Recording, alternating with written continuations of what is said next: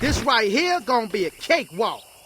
After they revealed Reina at EVO, PlayStation Blog put up this post. They give us some details on Iberi, Reina, and Victor. It says Tekken 8 game director reveals details of new characters Reina and Victor. So I'm just going to be going through this and reading it, breaking it down, all of the juicy bits of information in here, which there's a lot of. First, let's start off with Victor, founder of the Union of Nations. So this is the Tekken's United Nations right here. Armed forces and living legend in French military. During the time in the Navy, he carried out numerous dangerous missions. He successfully returned, all while displaying quirks of being an extremely penny-pinching, driven by his aspirations to save people. He eventually assumed the role of commander of UN forces and decided to lead from the front lines in battle. So kind of how they used to do back in the day. You talk about George Washington, Napoleon. When you hear these great strategic commanders, they led from the battlefields, and which is why a lot of times they also died in those battlefields.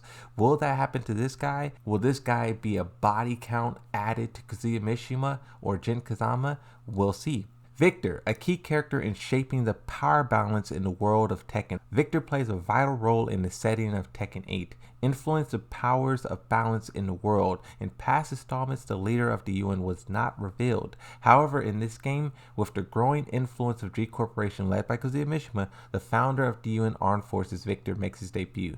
His participation promises a unique and substantial twist to the story compared to previous titles. One, I want to see what that twist is, obviously, but two, it really seems like everyone is going to be facing Kazuya Mishima. All arrows will be pointed at him, and he will have to overcome it all. I always say this, but I do want Kazuya Mishima, like, if you're going to stack all of these people against him, make it worth it. Make this guy a real force to be reckoned with. Kill someone, destroy something.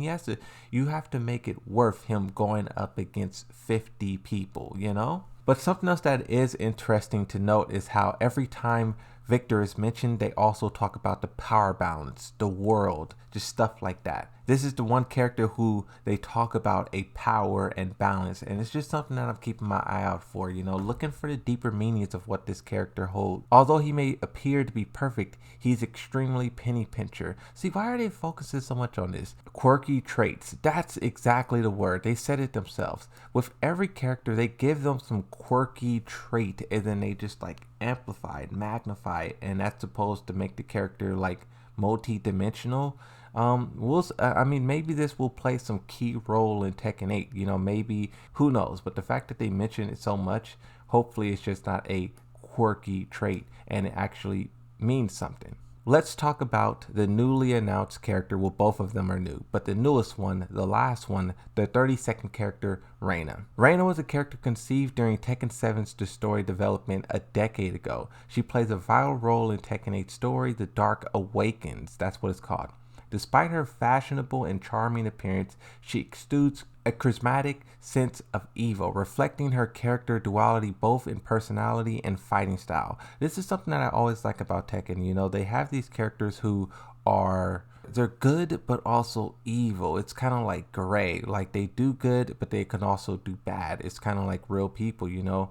Unlike other, you know, games like where you will never see Ryu do something like bad, or maybe Ken, but you just don't really see that out of some characters. But Tekken has a lot more gray characters, which I think is just cooler in the storytelling aspect. You have this picture here where she's hitting Jin Kazama with a high kick. Attacks that reflect her personality and acrobatic movement based on Taito. That's her fighting style. Reina employs an acrobatic fighting style rooted in Taito, using swift and brutal techniques such as knife hand strikes, eye pokes, and wow, the eye poke, scratching that reflects her character. She utilizes special movement called Sentai to close the distance quickly and launch rushes. Also allows her to deliver powerful attacks with agile footwork, demonstrating a speedy and aggressive combat approach. There's a lot of stuff in this one sentence. Eye pokes, scratching, that's pretty fire. But when they said close the distance quickly, this reminds me of the roll that she did in the game. She rolls and then she lands into this wild standing kind of mix up, and what you'll be able to do out of that, I mean, take your guess. It says, in addition, Reina somehow acquired techniques like Wind God Fist. And what? Why does it say somehow? Wind Godfist, and Spinning Demon, synonymous with Mishima Karate, and even exhibits a power fighter aspect, delivering powerful moves from the Heaven's Wrath stance once used by Heihachi, who now is deceased. So they do confirm here Heihachi is deceased. He's gone. Her offensive capabilities near the wall in particular are amongst the most potential of all the characters. Wow. So this will be a Akuma.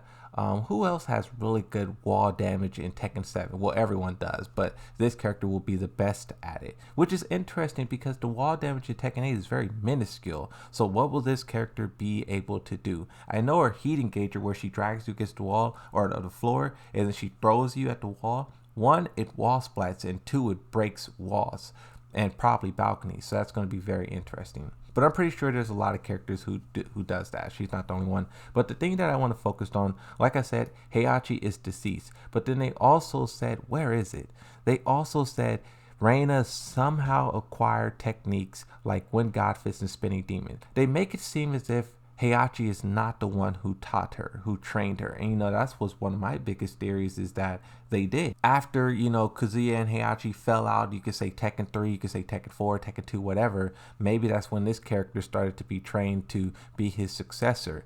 But from the more that I read, the more that I learn, it seems like that is not the case. And we're more so probably looking at a dark Lars kind of thing, where Lars is kind of Heihachi's son or whatever, and Lars is kind of like a trying to do good, trying to save people, and he's working with Jin only if Jin also is trying to do good. But she's going to be this character who maybe doesn't care about good that much, but she still works with Jin. I don't know, it's interesting. She likes Jin, she doesn't like Kazuya. So how will that play out? This character is going to be very interesting to see in the story, and that's something they were highlighting when they first revealed this character. It says Reina is a character that emphasizes duality in various aspects to create distinct counterpart to the powerful Mishima style karate. We chose Taito as a second fighting style, okay. Taito was known for its graceful and speedy movements with sharp and agile attacks. When producing Reina's Taito techniques, we collaborated with the renowned expert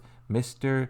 Tetsuju, who has won the title world champions for 4 times. So 4-time champion, kind of like Arsenal and Ash. Mr. Nakano is not only knowledgeable in title, but also various other martial arts. His advice on brutal techniques helped out the distinctive features and personalities in Reina's movesets even more. And then you get some glimpses of that with the screenshots that they're showing here. Her doing a run-in 2 maybe on Kazuya. This activates heat. The same kick on Jin.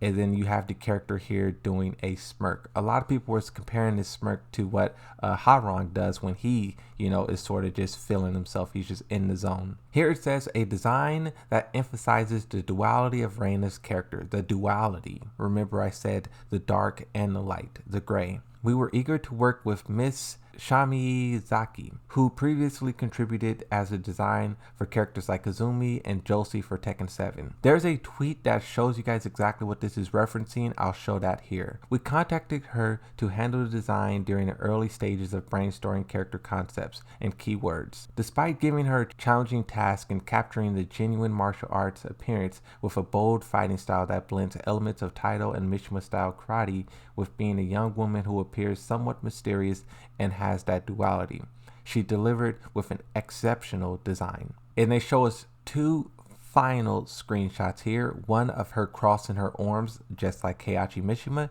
and then this one here where she's doing a running 1 or running 2 on